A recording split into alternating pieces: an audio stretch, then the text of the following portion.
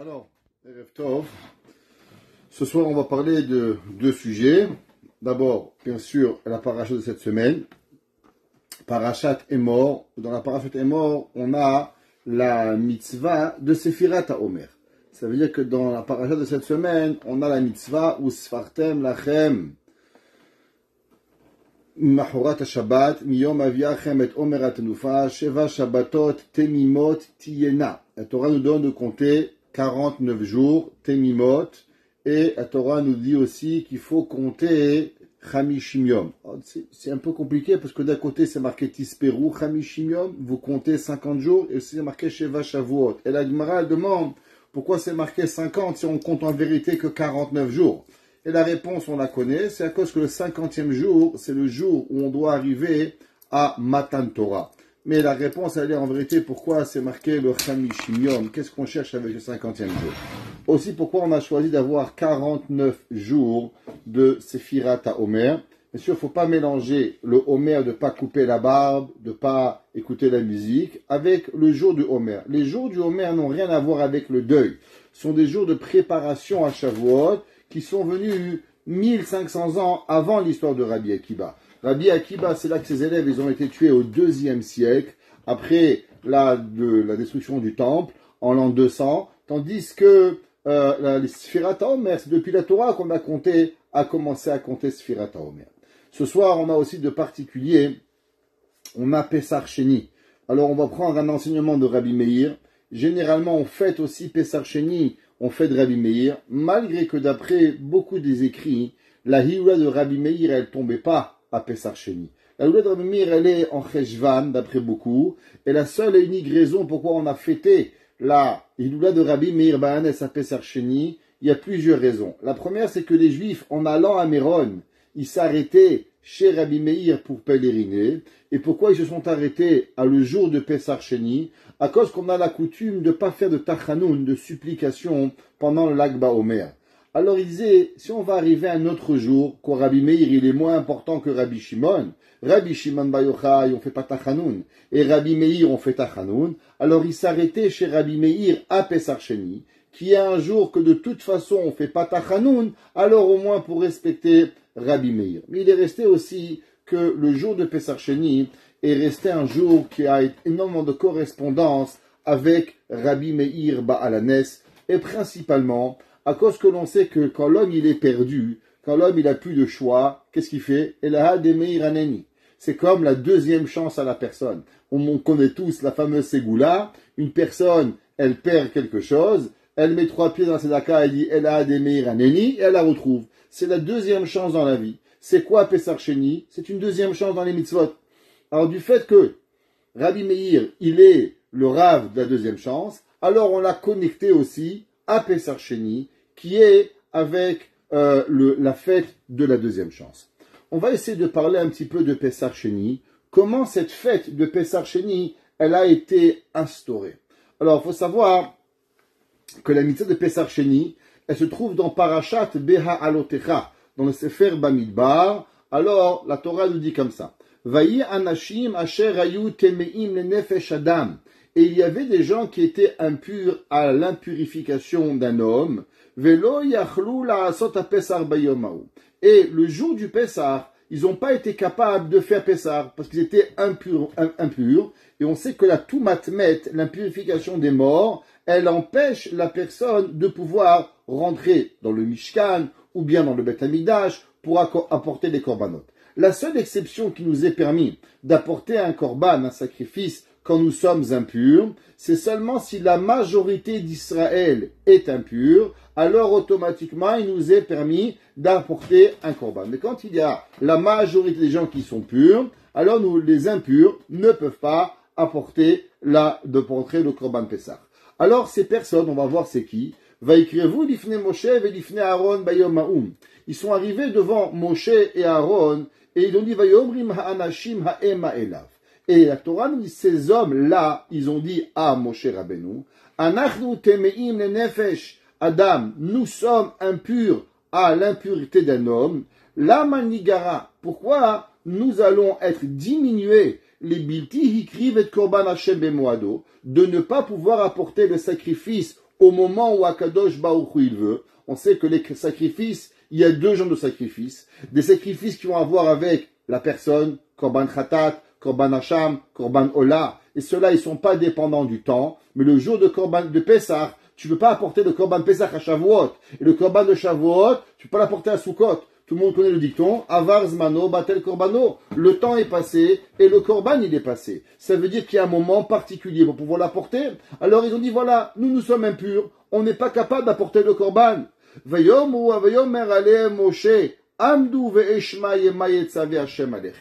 Moshe Rabbeinu a dit à ces personnes, on va voir qui c'est, restez là et je vais savoir qu'est-ce que Akadosh Baruch Hu, il va vous demander.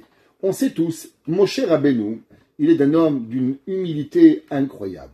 Une fois, Moshe Rabbeinu, dans la Torah, il a fait acte de Ga'ava. Une fois. Qu'est-ce qui s'est passé?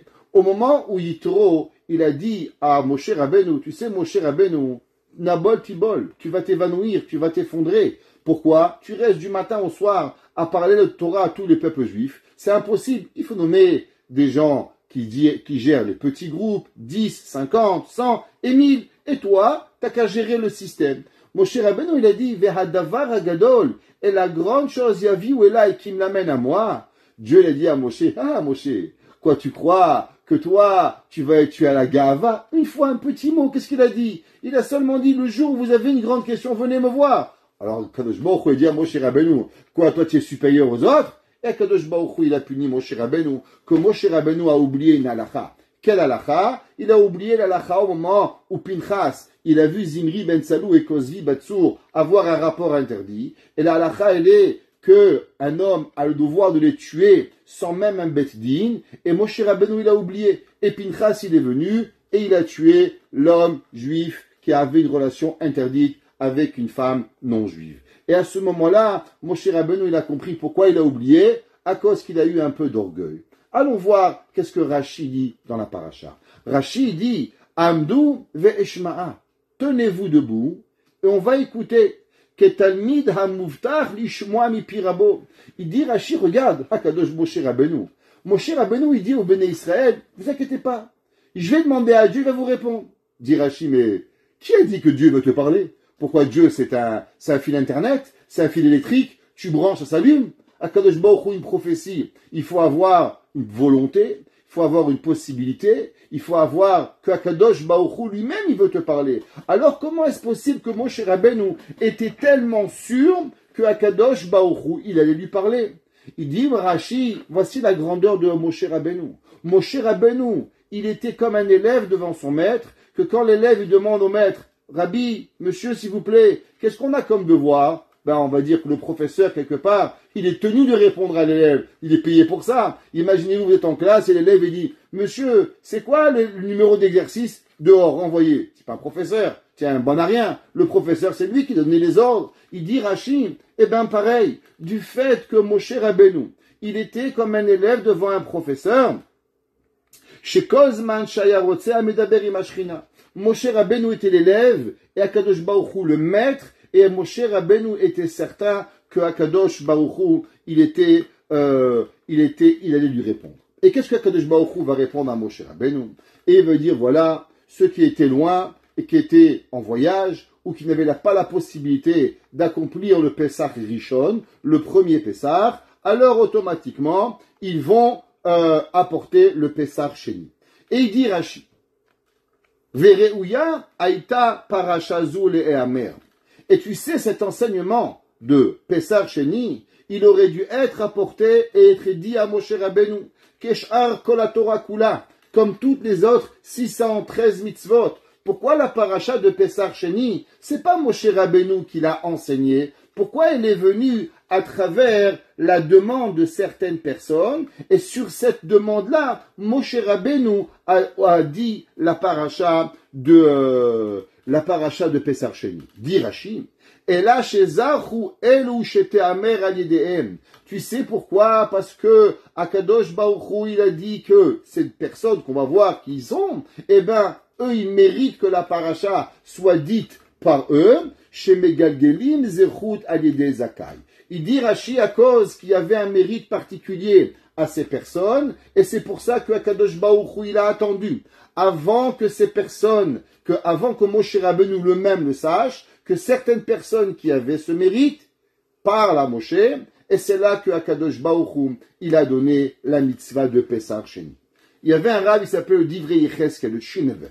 Le rabbi Yecheskel de Shineve, il était le fils du Admour de Tzanz. Le Tzanz, c'était Rav Chaim de Tzanz, et le Divrei Chaim, ce qu'on appelle. Et il avait un fils qui s'appelait le Divrei Yecheskel. Il a écrit un livre, Rabbi Yecheskel de Shineve, il a écrit le Divrei Yecheskel. Et dans son commentaire, il demande une question. Il dit, Moshe Rabbeinu, un homme d'une humilité incroyable, un jour, il dit un mot de travers, clac, il se fait frapper. Et là, dans la paracha, qu'est-ce qu'il dit, Moshe Rabbeinu? Amdou, mettez-vous debout, veishma'a, et je vais venir, et je vais écouter qu'est-ce qu'Akadosh Baruch Hu il veut.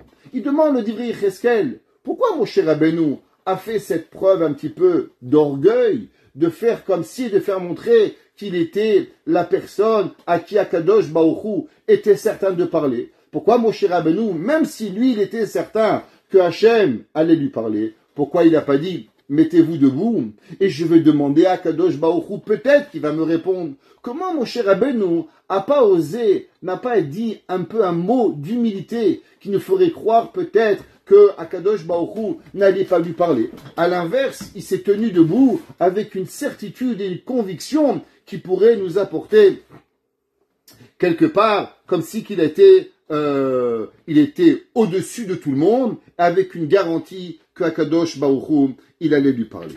Et il dit le Divrei Yecheskel, il dit il faut savoir qu'en vérité, tu sais pourquoi Akadosh Baruch Hu, il a parlé à la mitzvah de Pesach Sheni. En aucun cas, Moshe Rabbeinu pensait que c'était lui qui méritait que Akadosh Baruch Hu leur parle. Et il dit une chose qu'on va lire ce soir qui est incroyable dans les mots du Divrei Yecheskel. Et il dit Achaïnyanu de anashim atemim et Pesach Rishon ba'u bemarat nafsham lifnei Moshe Rabbeinu. Et dit vous savez, en vérité, qu'est-ce qui s'est passé? Il y avait ces hommes qui étaient d'une tristesse incroyable. Korban Pessah, la première mitzvah que le peuple juif a eue en l'an 2448, au moment où on est sorti d'Égypte. Un an plus tard, en l'an 2449, la même mitzvah revient, et il y a certaines personnes qui ne peuvent l'accomplir. Et ils viennent avec une tristesse dans leur cœur, et ils demandent avec un cœur brisé, s'il te plaît, Moshe Rabbeinu, comment est-il possible que nous allons perdre cette mitzvah incroyable d'apporter un Korban Pessah? Et il dit le Divrei Yecheskel, quand Moshe Rabbeinu il a vu à combien ces hommes-là étaient dans l'humilité et combien ils avaient le cœur cassé, qu'ils n'étaient pas capables d'accomplir la mitzvah, alors il dit c'est pour ça que Moshe Rabbeinu il était certain que Akadosh Baruch Hu il allait leur répondre. Et il dit Hadibur alidekar muftar shiavo elav hadibur bizchutam. Il dit Moshe Rabbeinu n'a jamais pensé pour une seule seconde que lui méritait que Akadosh Baruch Hu lui parle. Moshe était d'une humilité incroyable. Seulement Moshe s'est dit quand je vois des hommes avec tellement un cœur brisé pour pouvoir faire plaisir à Akadosh Baruch Hu, alors c'est pour ça que Akadosh Baruch Hu il va leur parler. Et il dit c'est pour ça que le pasuk il écrit. Et il dit, va eshma mayetzave Hashem lachem, à vous. Il dit pas mayetzave li. Akadosh Moshe Rabbeinu n'emploie pas le pronom. Qu'est-ce que Dieu va me dire, mais plutôt qu'est-ce que Hashem va vous dire. Il dit le Divrei Yecheskel, parce qu'au moment où Moshe Rabbeinu il a vu à combien ces hommes étaient d'une tristesse de ne pouvoir accomplir la mitzvah de Pessah, c'est là que Moshe Rabbeinu a dit, Akadosh Baruch Hu ne peut pas laisser un homme avec le cœur brisé pour pouvoir y arriver. Et c'est pour ça que c'est marqué, il dit Rashi, qu'est-ce que ça veut dire? Amdu ve'eshma mayetzave lachem. Tenez-vous debout et je vais savoir qu'est-ce que Akadosh Baruch Hu il vous a ordonné. Il dit Rashi hamtinuli petachoel moed. Il dit Rashi attendez-moi devant la porte du Kodesh à Kodashim. Et la question elle se pose pourquoi Rashi dit que Moshe Rabbeinu leur a demandé d'attendre ici? Pourquoi il ne va pas rentrer à la maison? Vous savez qu'aller boire un café. Écoutez-moi, vous appelez un rabbin, vous dit, laissez-moi réfléchir, dans quelques jours, je te reviens. T'attends pas à la porte du rabbin. Tu vas chez toi, tu bois un café, t'attends un rendez-vous. Même maintenant, tu poses des questions importantes, tu laisses le temps. Pourquoi Moshe Rabbeinu, il a demandé à ces hommes-là de l'attendre devant la porte? Et il dit, Rashi, que Moshe Rabbeinu leur a demandé de l'attendre devant la porte. Il dit Ashrei Yelud Isha Shekel Muftachlo. Il dit Rashi, heureux le fils d'une femme qui est tellement de garantie que Akadosh Baruch Hu va lui répondre. Venire Shayaraou Ilomar Maïdaber Hashem Elai ou Mipne Advanuto Lo Amar Ken. Rashi fait relever et dit pourquoi c'est pas marqué Li ou Elai, mais c'est marqué Lachem. Il dit Rashi à cause de l'humilité de Moshe Rabbeinu, que Moshe Rabbeinu il a compris que la raison pourquoi Kadosh Baruch Hu va venir, alors c'est seulement par rapport à la demande de ces personnes-là. On va reprendre le verset et le passage qui dit Amdou, mettez-vous debout, ve'eshma'a, et je vais écouter. La question elle se pose, pourquoi Moshe Rabbeinu leur a demandé de se mettre debout? Pourquoi se mettre debout? Il y a besoin de se mettre debout pour rester assis, ça aurait été un problème. Qu'est-ce que Moshe Rabbeinu, il veut dire avec le principe de Amdou? Vous savez, il y a le Sefer Yitav Panim, il ramène une question. C'est marqué qu'au moment où Avraham Avinu, il a reçu les anges, les 3 anges qui sont venus chez lui, c'est marqué que Moshe Rabbeinu, c'est marqué, il leur a dit, Vehu, Omed alehem tachat ha'etz vayochelu. Et Moshe Rabbeinu, il était debout sur eux, sous l'arbre. Et tout le monde se pose la question, qu'est-ce que ça veut dire? Que Avraham Avinu, Vehu, Omed alehem. Il était debout sur eux, quoi, il était sur leur tête. Qu'est-ce que ça veut dire, Moshe Avraham Avinu, Vehu, Omed alehem? Pour comprendre cela, on va comprendre une Gemara dans Masechet Gittin. La Gemara dans Masechet Gittin, page 22b, elle nous écrit comme ça. Vous savez que pour pouvoir écrire un divorce, dans la Torah, c'est pas un papier qu'on écrit, qu'on imprime. Le divorce dans le peuple juif, quelque chose de très important, et quelque chose qu'on sait qu'on sépare 2 âmes.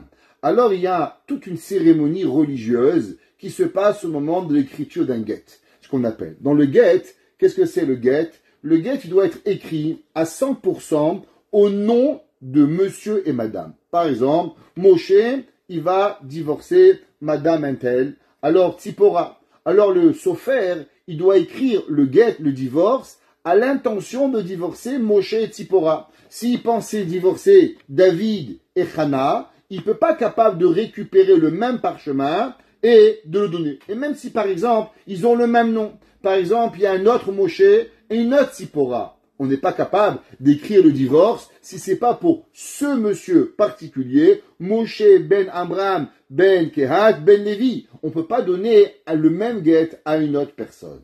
La Gemara elle dit Hakol kesherim lichtov et get.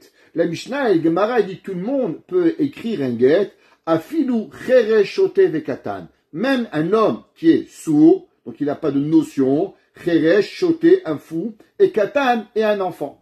La Gemara elle demande, mais je comprends pas. Mais si on a l'obligation d'écrire un divorce pour pouvoir, avec l'intention de la personne, comment un enfant ou un fou ou un sourd pourrait l'écrire? Mais il peut pas écouter pour qui le get il va être écrit. Et la Gemara nous apprend un chidouche. La Gemara dit non, tu sais, Veu sheye gadol omed al gabav. La Gemara dit parce que quand il y a un adulte qui est à côté de lui et qui lui dit quoi faire, alors automatiquement la force de l'adulte, elle va se transplanter sur la personne, sur l'enfant, sur la personne qui n'a pas de pensée, et c'est comme si moi, la grande personne, je pense à la place de l'enfant. Ça veut dire, qu'est-ce que ça veut dire, Omed al-Gabav? Ça veut dire que moi, je suis capable de transporter ma pensée sur la personne qui est plus petite que moi. C'est pour ça que dans la parashat, est mort, c'est marqué est mort à la Kohanim. C'est quoi? Izaharu gedolim à la Ketanim.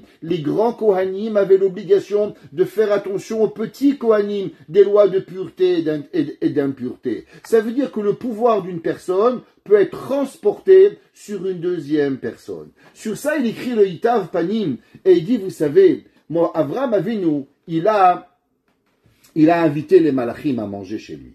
Maintenant, le problème, c'est que les Malachim ne pouvaient pas manger. Pourquoi les Malachim ne pouvaient pas manger? Parce que les Malachim n'ont pas d'estomac. Donc si les Malachim n'ont pas d'estomac, alors comment est-il possible qu'ils veulent manger? Et je m'explique.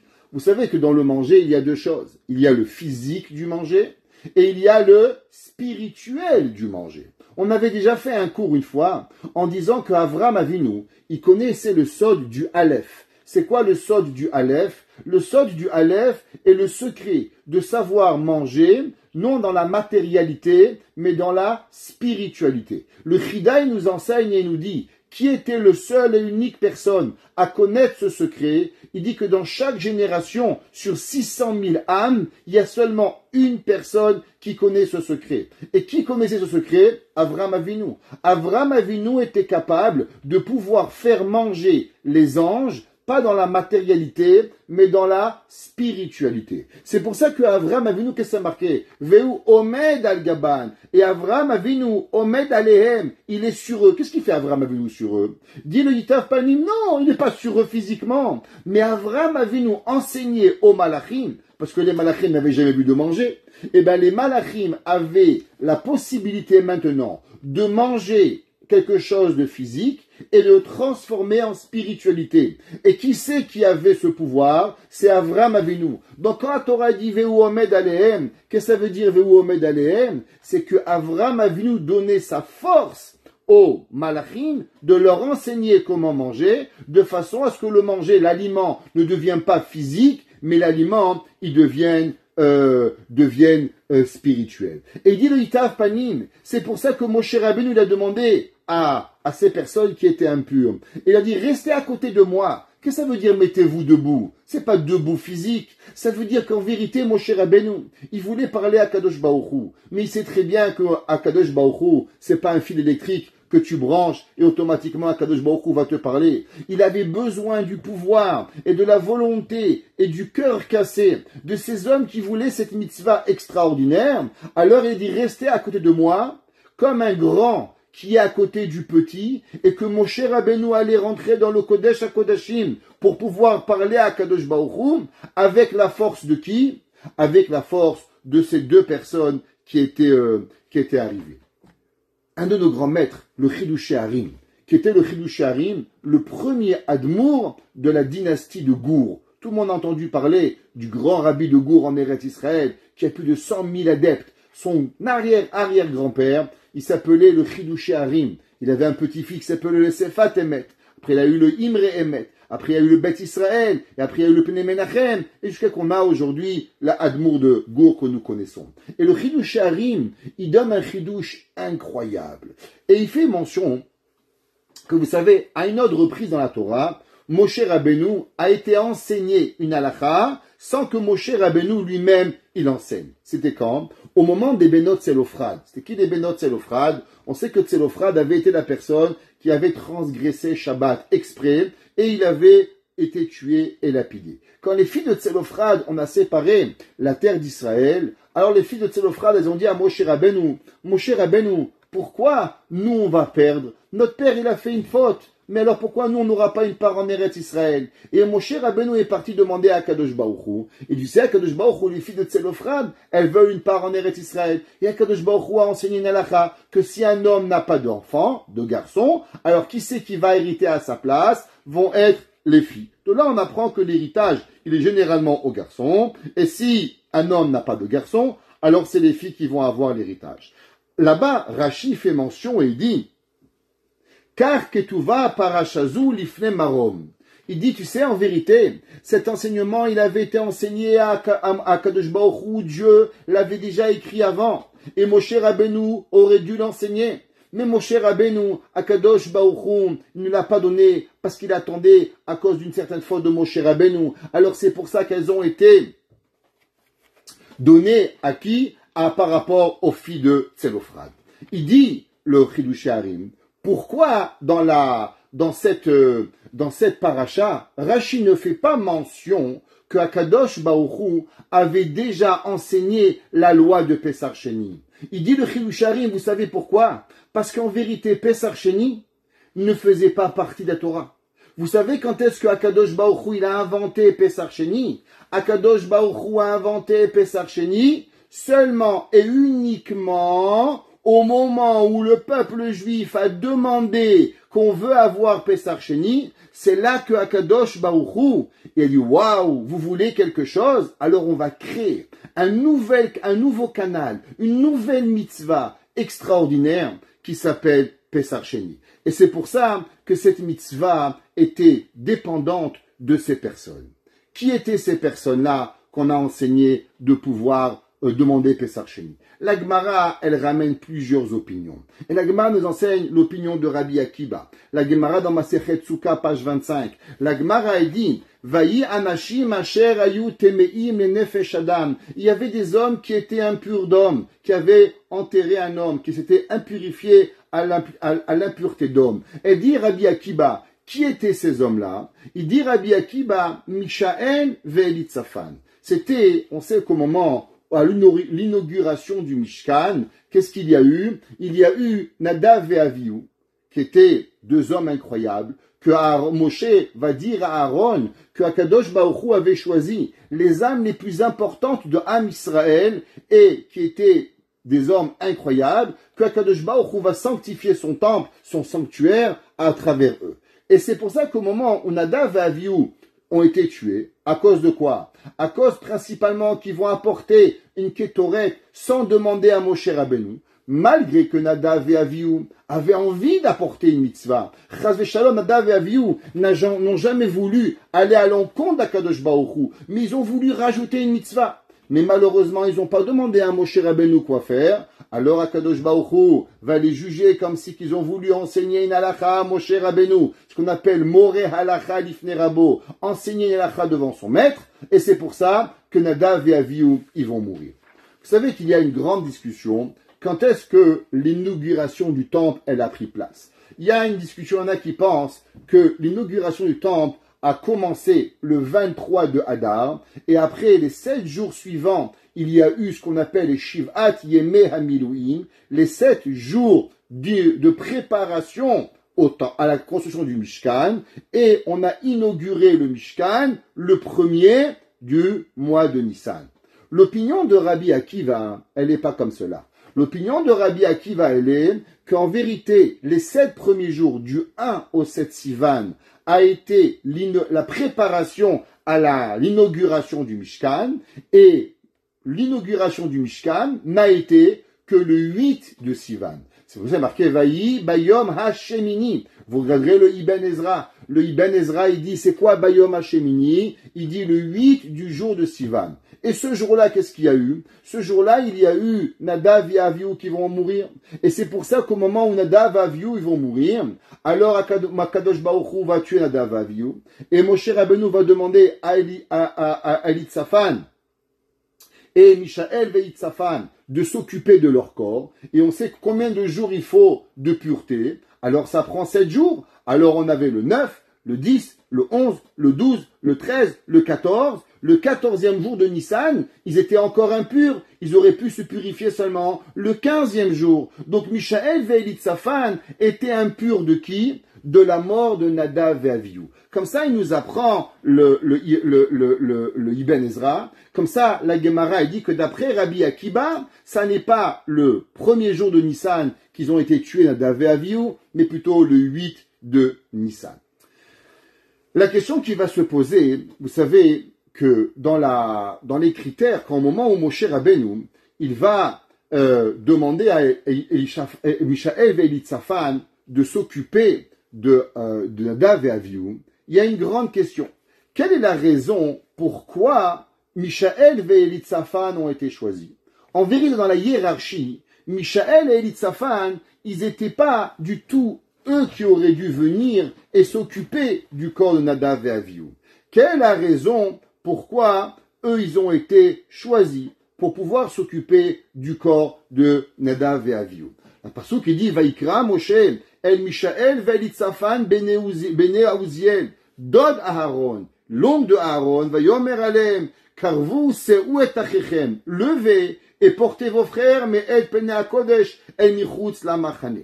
Et la question, elle est que, en vérité, qui aurait dû s'occuper de eux? Yitzhar était plus grand que Uziel. Alors pourquoi Kadosh Baruch Hu, il a choisi à Elitzaphan et Uziel? C'est marqué dans le Siftei Kohen, un de nos grands maîtres qui a écrit un pirouche au XVIe siècle à Tzfat, qui était contemporain du Harizal. Et il dit, tu sais pourquoi ils ont été choisis? Parce qu'en vérité, Mishaël et Elitzaphan, ils avaient une proximité dans la sainteté. Et il dit de la même façon que Nadav et Avihu étaient Ségané Kehuna, C'est-à-dire qu'il y avait Aharon HaKohen, le prêtre, le grand prêtre, qui étaient les seconds des Lévi'im au plus haut point, c'était Mishaël Vélitzaphan. Et il leur a dit, du fait que vous êtes aussi grands, Mishaël et Vélitzaphan, que Nadav et Avihu, alors automatiquement, c'est vous qui allez venir et qui allez vous occuper de Nadav et Avihu et de pouvoir à les écouter. Vous vous rappelez, la semaine dernière, on avait parlé que souvent quand on fait une action, alors cette action-là, elle nous amène un rapprochement des âmes. Vous vous rappelez, par rapport au korban, on avait dit qu'au moment où la personne, elle fait le korban, alors l'âme de la personne se connecte avec l'âme qui est dans le korban, et automatiquement les deux âmes sont apportées au misbéach, et ensemble maintenant, on va apporter le korban. Nous dit le Siftei Kohen, vous savez, Moshe Rabbeinu, il a compris quelque chose d'extraordinaire. Quelle avait été la volonté véritable de Nadav et Avihu? C'est vrai que Nadav et Avihu ont apporté Esh Zara. C'est quoi Esh Zara? Ils ont fait quelque chose sans demander à Moshe Rabbeinu, sans avoir au préalable demandé est-ce que vraiment on doit le faire. Mais, je vous pose une question. Est-ce que Nadav et Avihu avaient malheureusement fait une avéra qui était complètement à l'inverse? Est-ce qu'ils ont mangé du cochon? Est-ce qu'ils ont mangé du chelev? Est-ce qu'ils ont été mechalé Shabbat? Hazve Shalom.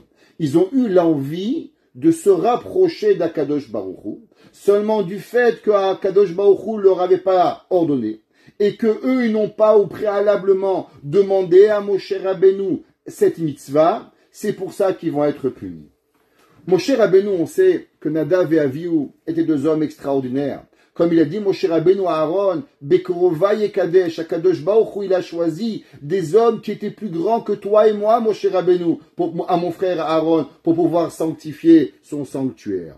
Ça veut dire qu'il y avait une volonté profonde dans Nadav et Avihu de faire quelque chose de positif. Maintenant, Moshe Rabbeinu, il a vu qu'ils sont morts. Mais qu'est-ce qu'on va faire avec cette envie? Qu'est-ce qu'on va faire avec cette volonté extraordinaire de Nadav et Avihu qui veulent servir Akadosh Baruch Hu? Alors Akadosh Baruch Hu, qu'est-ce qu'il va faire? Moshe Rabbeinu va choisir Mishaël et Vélitzaphan. Deux hommes extraordinaires en Torah, en Kedusha, en sainteté, de tout ce que vous voulez. Mishaël et Vélitzaphan étaient au même niveau que Nadav et Avihu. Seulement Nadav et Avihu avaient quelque chose qu'ils n'avaient pas. Ils avaient un petit peu le cran de faire quelque chose sans demander à Moshe Rabbeinu. Moshe Rabbeinu savait que Mishaël et Vélitzaphan, eux n'auraient jamais rien fait sans demander à Moshe Rabbeinu. Alors qu'est-ce qu'il va faire?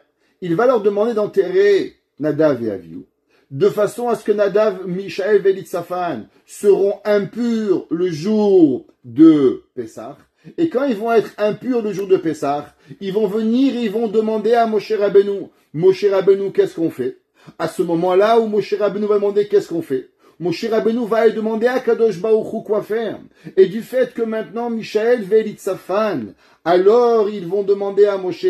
Kadosh Baruch Hu va leur répondre une nouvelle mitzvah et on va réparer qui? Nadav et Avihu. Qu'est-ce que ça veut dire qu'on va réparer Nadav et Avihu? Nadav et Avihu avaient l'intention de rajouter une mitzvah, seulement ils l'ont fait sans demander à Moshe Rabbeinu, alors ils ont été punis. Moshe Rabbeinu demande à Mishaël et Vélitzaphan de s'occuper des corps de Nadav et Avihu. À ce moment-là, l'âme Nadav et Avihu et l'âme Mishaël et Vélitzaphan se connectent ensemble avec cette volonté profonde de rajouter quelque chose à Akadosh Baruch Hu. Et maintenant, Mishaël et Vélitzaphan demande à Moshe, et Moshe demande à Akadosh Baruch Hu. Akadosh Baruch Hu ramène une nouvelle mitzvah, et maintenant on fait le tikkun de qui?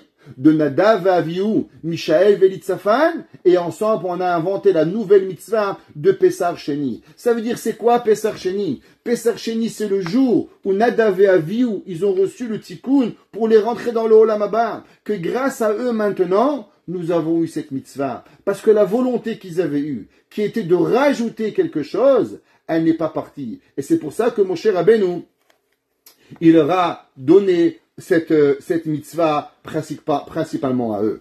Et Rashi dit, c'est pour ça que Moshe Rabbeinu, il a choisi Mishaël Velitzafan, à travers cela, chez Megalgelim, Zerut Alide Zakai. Qu'est-ce que ça veut dire chez Megalgelim que nous faisons tourner le mérite par les méritants? Quel mérite? Eh bien, le mérite que Nadav et Avihu, ils avaient voulu rajouter une mitzvah. Comment il va revenir cette mitzvah? Alide Zakai, Mishaël Velitzafan vont arriver pour pouvoir venir. Tous les Shabbats, on dit dans les 3 prières, Vesim chelkenu ou veten chelkenu betoratecha. Tout dépend des coutumes, comment on lit. Qu'est-ce que ça veut dire? Veten chelkenu betoratecha. Et donne-nous une mitzvah, une partie de ta Torah.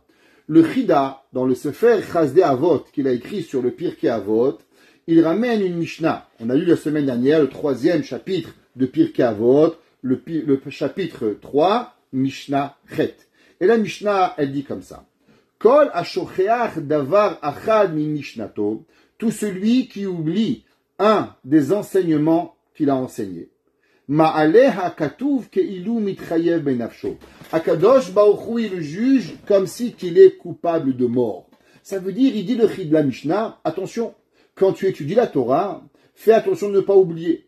Le Graz, le Baal HaTanya dans Shulchan Aruch, il écrit et il dit, alors je vais pas apprendre, parce que si tu apprends et tu oublies, alors tu es coupable de mort. N'apprends pas, c'est mieux. Comme ça tu es certain que tu vas pas oublier. Il dit le Chida, non.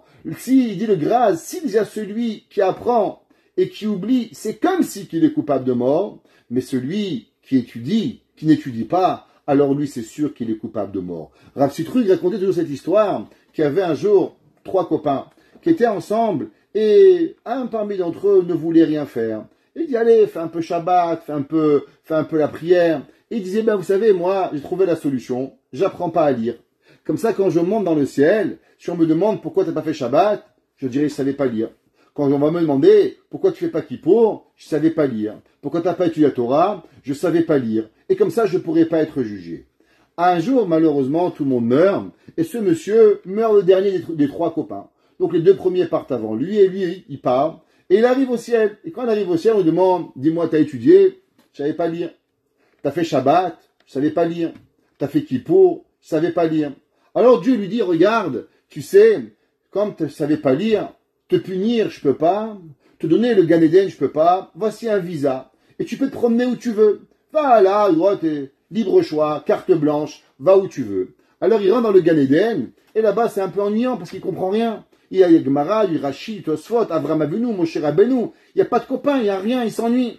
Alors il va au Gainam. Mais là-bas, il voit tous ses copains. Allô, comment allez-vous? Et c'est la pause. Et là, tout le monde se repose pendant quelques minutes. Il dit, mais qu'est-ce que tu fais? Il dit, mais moi, je vous ai tous eu. Regardez, moi, j'ai un visa. Ou dans le visa, c'est écrit que je peux rentrer, je peux sortir comme je veux. C'est vous qui n'avez pas été intelligent. Pourquoi vous m'avez pas écouté? Et il dit, bah, tu sais, il faut que tu pars parce que là, le travail va reprendre et les fours vont recommencer. Et là, il va pour sortir. Et là, il y a un nouveau garde. Et le garde, il vient et lui dit, mais où tu vas? Rentrer, c'est facile. Sortir, c'est plus compliqué. Il dit, mais regarde, tu vois, j'ai un visa. Et dans ce visa, je peux rentrer, je peux sortir. Il dit, désolé, je sais pas lire. Et là, l'homme lui dit, mais comment un ange, il sait pas lire? Et là, il lui dit, ben, j'ai été créé dans le monde par un homme qui voulait pas savoir lire. Alors c'est pour ça que je suis un ange qui ne sait pas lire. Comme ça que le Rav Sitrug disait que la personne, elle ne peut pas être ignorante. La personne elle doit apprendre. Alors qu'est-ce que ça veut dire? Et pourquoi la Mishnah est tellement sévère à la personne qui a oublié quelque chose de sa Torah? Et le Chida, il nous dit que nous savons que au Sinaï, on sait que veut dire le mot Yisraël, Yud, Shin, Resh, Am, Aleph, Lamed, c'est les Otiyot, Yesh, Shishin, Iribo, Otiyot Torah. On sait qu'il y a 600 000 lettres dans la Torah qui correspondent aux 600 000 âmes juives. Et on sait que chacun d'entre nous, il a une particularité principale à la Torah. Prenons notre génération, ce que le Rabbi Lubavitch il a fait, Rabbi Ovadia Yosef n'a pas pu le faire. Ce que Rav Ovadia Yosef a fait, le Rabbi Lubavitch n'a pas pu le faire. Chacun de tous ces tzadikim que nous connaissons, Baba Saleh, le Rabbi de Tosh, chacun d'entre eux, il avait une particularité principale dans sa Torah, qui lui est précise que à lui. Et pareil dans la Torah, chacun d'entre nous, il a une particularité, avec une précision spéciale, qui lui est que à lui, et qu'il n'y a que lui qui pourra obtenir cette Torah. Dit le Chida, vous savez que si une personne, elle a étudié la Torah, elle a écrit un chidouche, elle a écrit ou elle a réfléchi à une pensée de la Torah, mais elle oublie. Vous savez qu'est-ce qui se passe? C'est pas seulement de lui qu'il a oublié, mais c'est pour l'éternité. Parce que ce que toi, tu es capable de faire avec ton étude, plus personne ne sera capable à tout jamais de le retrouver. Nous sommes, chacun de nous, avec une mission particulière. Et cette mission, elle n'est que à toi. Et c'est pour ça, si un homme, il a le pouvoir et le potentiel de faire une mitzvah, tu te dis pas, ouais, c'est pas grave, si je suis pas là, il y en aura un autre. De la même façon que tu es venu sur Terre, et que si on t'a fait venir sur Terre, il y avait déjà Johnny, il y avait déjà Frankie, il y avait déjà Sylvie ou Geneviève, pourtant on t'a fait venir à toi, c'est que toi tu as une mission particulière, et que cette mission n'est applicable que à toi, sans aucune autre personne n'est capable de l'accomplir. Et il dit le Chida, chacun de nous a un chidouche particulier que chacun peut faire, et c'est pour ça que cette Torah, elle sera perdue à 100%. Et il dit que souvent on se pose des questions, comment c'est possible? Aujourd'hui vous avez des questions à l'Afrique, vous avez des questions dans le Talmud, que des fois des rabbins contemporains ont répondu à des questions, que des grands rabbanim dans le temps, le Rambam, Nachmani, le Roche, le Rif, le Bet Yosef, n'ont pas répondu. Demande le Chida, pourquoi tu crois que le rabbin de Montréal au XXIe siècle, il est plus grand que le Rif, il est plus grand que le Ran, il est plus grand que tout cela. Des fois, tu as des grands tzadikim, ils ont dit, je n'ai pas la réponse. Rachid lui-même a dit à plusieurs fois, lo yadati, lo yodea, je sais pas. Par la suite, les générations passées, alors d'autres rabbins ont répondu à ces questions. Les Tosafis ont posé des questions extraordinaires, et il n'y avait pas de réponse. Je sais que d'autres grands rabbins sont venus dans la génération et ont répondu à ces réponses. Dit le Chida, pourquoi ces grands rabbins n'ont pas su? Et toi, tu vas le savoir. Le Chida, il dit, dans le Sefer des vaches, les filles, il dit, parce que tu sais, chaque chidouche dans la Torah, chaque particularité, elle a besoin de son âme. Et c'est possible que ton âme, elle est venue au monde au 19e siècle, ou au 20e siècle, ou au 21e siècle, et tant que toi, tu ne venais pas, alors la question restait en suspens. Et seulement quand toi, tu vas venir 500 ans, 600 ans après les Rishonim, alors la Torah, elle va venir. Parce que tu as une Torah qui est à toi, et cette Torah, elle est spécifique à toi et à rien d'autre. C'est marqué dans Michelet. Shlomo HaMelech, il écrit, Ve'im kam temonim,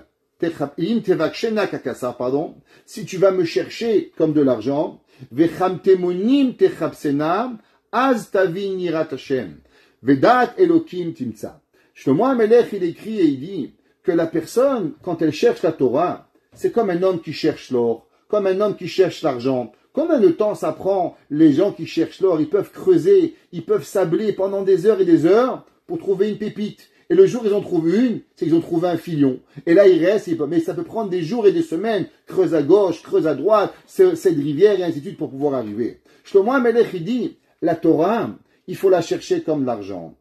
Et comme comment on appelle ça, Vecham Temonim, ce sont les perles. Comme un homme, quand il va dans les océans pour chercher les perles, il faut savoir plonger. Un jour, je me rappelle, quand j'étais petit, j'ai vu une émission à l'école, on avait fait monter un reportage sur les plongeurs de perles, à combien de temps ils pouvaient rester sous l'eau. 5 minutes, 6 minutes, 7 minutes, pour pouvoir trouver une perle, une vraie perle, combien de temps et combien de vies ils risquaient. Shlomo HaMelech, il dit, Vecham temonim techapsena. Il faut que tu cherches la Torah comme ces perles, az tavin yirat Hashem. Alors tu comprendra Kadosh Baruch Hu. Ça veut dire que si l'homme il s'assoit un jour, 5 minutes, et il veut, on va étudier, et il pense avoir un chidouche de Torah, ça fonctionne pas comme ça.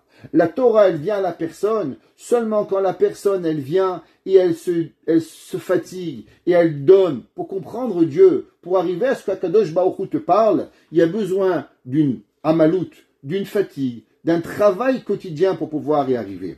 C'est marqué dans le Yalkut Shimoni, Amar Rish Lakish, qui était Rish Lakish, contemporain de Rabbi Yochanan, cet homme qui était un jour chef des brigands et qui va devenir le beau-frère de Rabbi Yochanan et son contemporain, son élève Echavruta et Biom, avec qui ils vont étudier. Dit Rish Lakish, Im en adam olech achare divrei Torah, hem enam baim acharav. Il dit Rish Lakish, tu sais, la Torah va pas te courir derrière. Si c'est pas toi qui vas aller chercher la Torah tous les jours, 3 mois, la Torah va pas venir. Tout le monde connaît ce fameux dicton, Im yom hazavtani, yomaim hazveka. Si toi tu lis la Torah un jour, la Torah t'oublie 2 jours. En un mot, la Torah, elle est bien où elle est et elle n'a pas besoin de toi. Si tu veux la Torah, à toi d'aller chercher, à toi de vouloir le faire. Et un homme, il dit, moi, rabbin, ça me dit rien le Teilim. C'est pas le Teilim qui a un problème, c'est toi qui as un problème. Parce que si toi, tu aimerais le Teilim et tu ferais le Teilim tous les jours, alors tu aimerais le Teilim. Moi, ça ne me dit rien le Talmud. Non, c'est le Talmud qui te dit rien à toi, parce que tu ne connectes pas avec lui. Viens prendre à lire, viens prendre à comprendre, et tu vas voir la beauté de la Mishnah, de la Gemara, du Chumash, du Rashi. Plus tu vas te donner, et plus tu vas vouloir travailler. Et le Yalkut Shimoni ramène au nom de Rabbi Meir. Vous savez que le véritable nom de Rabbi Meir s'appelait Nehorai. Pourquoi? Parce qu'il venait de qui? Il venait du roi Néron. On avait déjà fait un cours. Rabbi Meir, son aïeul, était l'empereur Néron. Et quand Néron, il a jeté la Gemara, elle dit, dans la Gemara, dans Masechet Gittin, il allait dans tous les pays, il conquistait le monde, et un jour, il a jeté une flèche. Il a dit, où ma flèche, elle va, c'est là que j'irai combattre. Et la flèche est partie vers Jérusalem. Alors il s'est mis de l'autre côté, et la flèche est venue aussi vers Jérusalem. Et dans les 4 points cardinaux, où il jetait la flèche, alors automatiquement la flèche, elle revenait à Jérusalem. Il a dit, Néron, Akadosh Baruch Hu, qu'est-ce que tu veux chez moi? Tu veux que moi je vais détruire Jérusalem et que moi je vais détruire le temple? Mais je connais l'histoire. L'histoire nous a déjà prouvé que chaque personne qui a détruit Jérusalem, par la fin, elle a eu une perte. Alors tu vas te trouver un autre pigeon, en bon français, mais moi j'irai pas détruire Jérusalem. Et Néron va partir et va se convertir. Néron va aller et il va aller à Yerushalayim et se convertir. Et son petit-fils était qui? Rabbi Meir Balanès. Le petit-fils de Rabbi Meir était fils d'un converti de Néron. Et c'est pour ça que Rabbi Meir s'appelait Nehorai.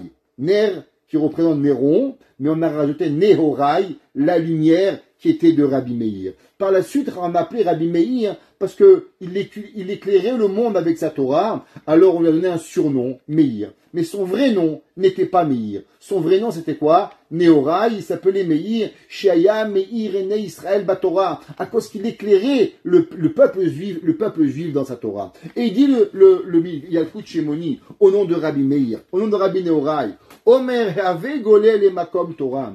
Il dit, Rabbi Meir, Nehorai, un homme, tu veux étudier la Torah? Ça se passe pas dans la chambre de ta mère.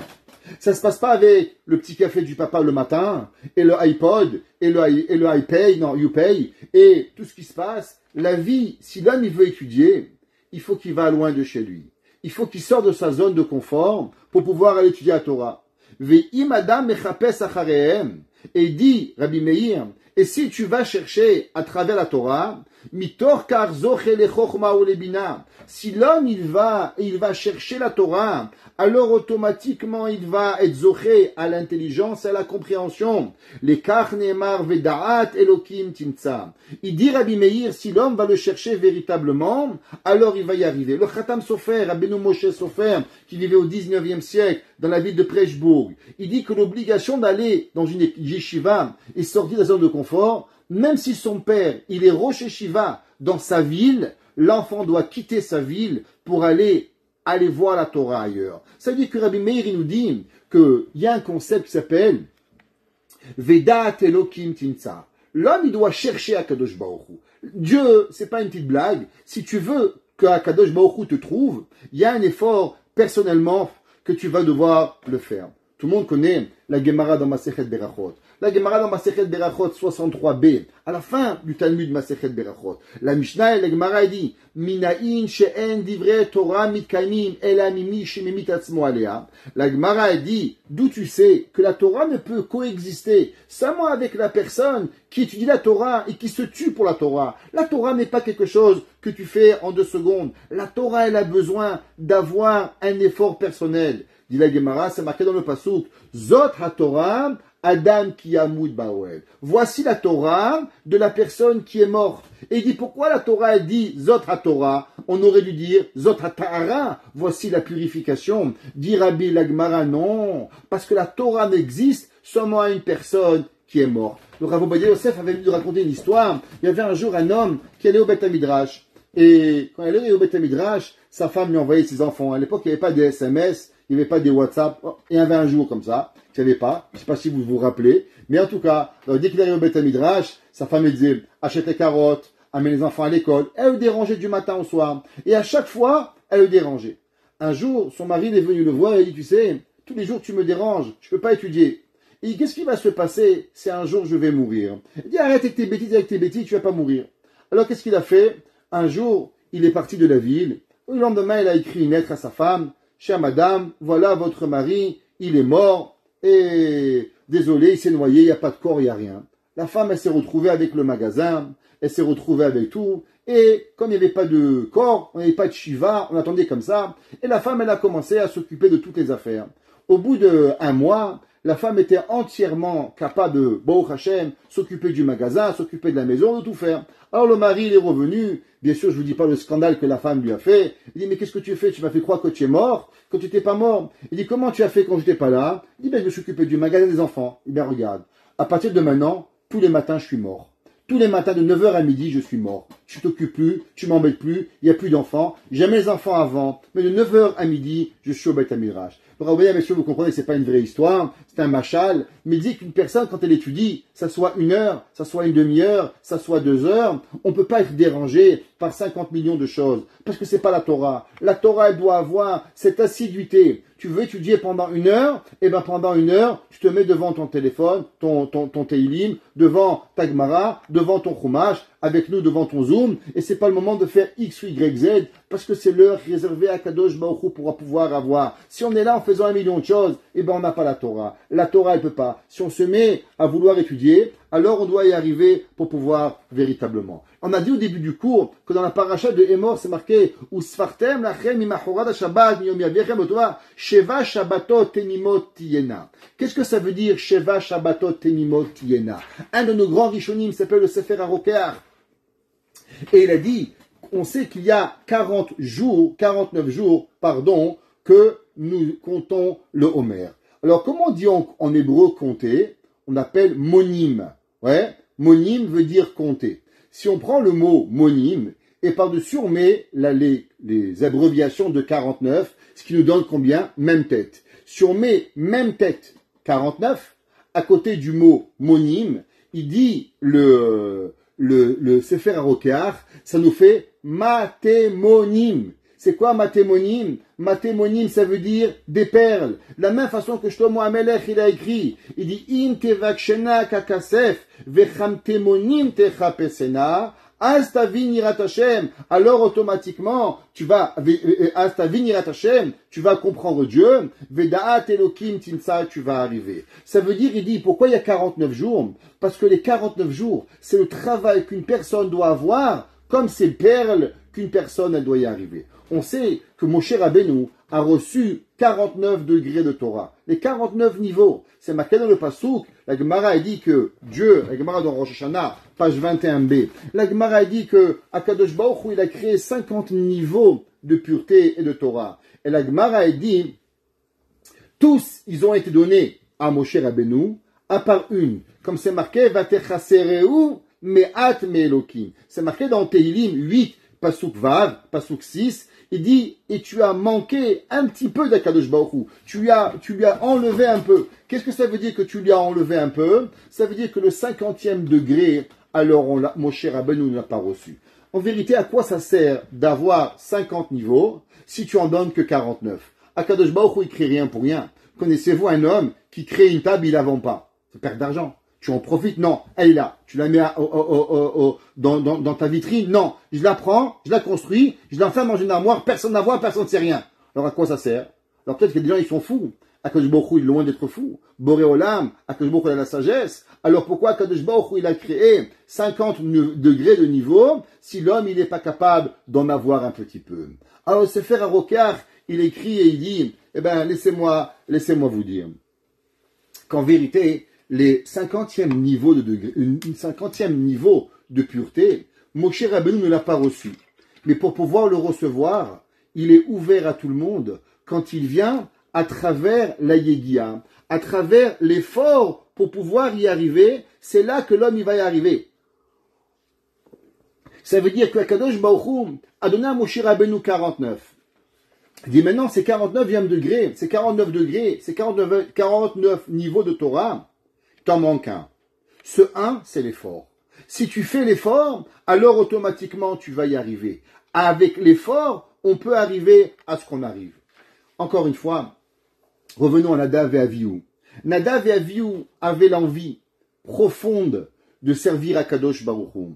Seulement, servir Hachem n'est pas d'une façon comme on l'on veut. Il y a une certaine stratégie à avoir.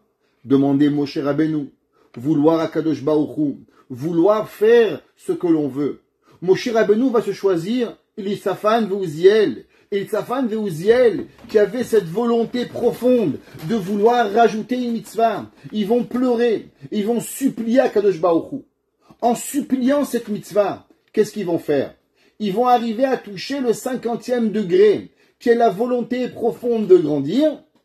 Alors Akadosh Baruch Hu va leur donner une nouvelle mitzvah qui est là. C'est quoi Pesach Sheni?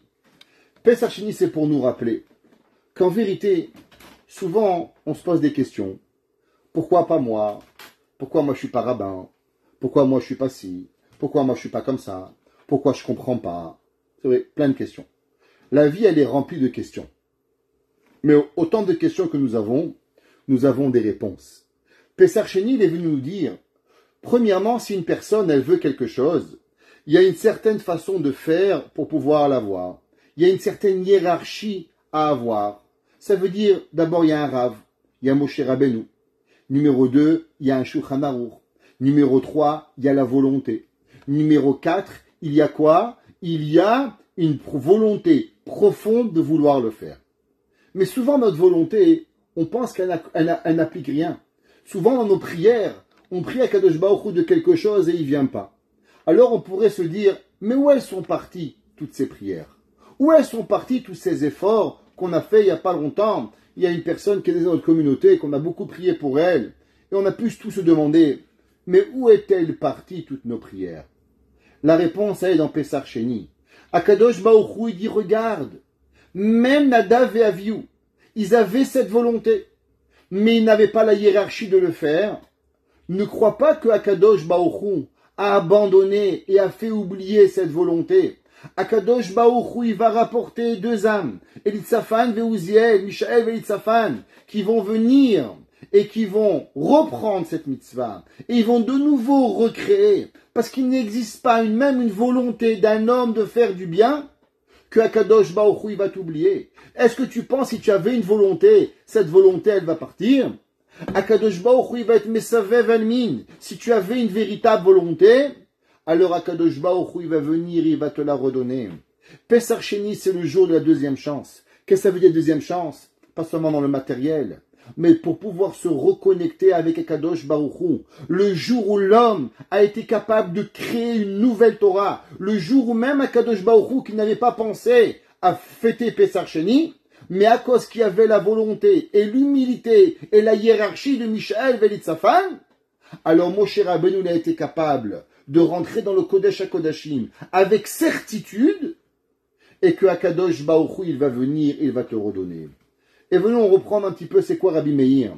C'est quoi Rabbi Meir? C'est quand un homme il est malheureusement un petit peu épuisé, il n'a plus de solution, alors il a l'humilité et il prie Rabbi Meir. Qu'est-ce que ça veut dire? Qu'Akadosh Baruch Hu, il dit en vérité, qu'est-ce que moi je demande à l'homme? Je demande à l'homme l'humilité. Quand l'homme il est capable de prendre sur lui de l'humilité, quand l'homme il est capable de comprendre qu'en vérité il faut un maître, quand l'homme il est capable sur lui de comprendre que c'est Boré Olam qui décide, alors Akadosh Baruch Hu, de la même façon que Mishaël, Velitzafan, ils ont été capables de créer un nouveau conducteur pour pouvoir apporter la mitzvah qu'ils ont voulu, et une mitzvah extraordinaire de Pesach Sheni. Akadosh Baruch Hu, pour nous tous, ce qu'on a besoin, en santé, en parnassa, en volonté, en études, dans tout ce que nous avons envie, alors on est capable de pouvoir y arriver et être capable de nous donner. Et c'est pas pour rien que tout l'enseignement de la Mishnah, qui est le principal auteur de la Mishnah, c'est Rabbi Meir. La Mishnah, la Gemara dit Stam Mishnah Rabbi Meir. Chaque fois qu'il y a une Mishnah sans nom, eh bien la Mishnah c'est Rabbi Meir. Et a priori, pourquoi on n'a pas écrit le nom de Rabbi Meir? Pourquoi Rabbi Meir il n'a pas mérité Rabbi Meir Omer, Rabbi Meir Omer, Rabbi Meir Omer? Pourquoi Rabbi Uda Anassi, quand il va prendre les enseignements de son maître, Rabbi Meir, à 90%, il n'écrit pas le nom de Rabbi Meir? Eh bien, du fait que Rabbi Meir, c'est Pesach Sheni, et tout Pesach Sheni n'a existé qu'à travers l'humilité, C'est pour ça que Rabbi Meir a demandé peut-être, ou bien que Rabbi Nassi a compris dans la volonté de son maître de garder l'humilité et d'enseigner le maximum de halachot sans enseigner Rabbi Meir, parce que Rabbi Meir il nous apprend que si on veut être capable de comprendre, si on veut être capable d'avancer, si on veut être capable de se connecter avec Akadosh Baruch Hu, si on veut avoir un nouveau canal pour que Akadosh Baruch Hu nous donne, la clé principale est deux choses. L'assiduité, la volonté, mais la volonté avec humilité. Que Akadosh Baruch Hu fasse que nous avons la volonté, que cette volonté elle ne nous quitte pas, que nous avons l'assiduité et que nous avons l'humilité pour être capable véritablement d'arriver à ce que Akadosh Baruch Hu nous remplisse de joie, de bonheur et de santé, que Akadosh Baruch Hu nous donne tout ce que nous avons envie. Baruch Hanai Leolam. Amen ve Amen.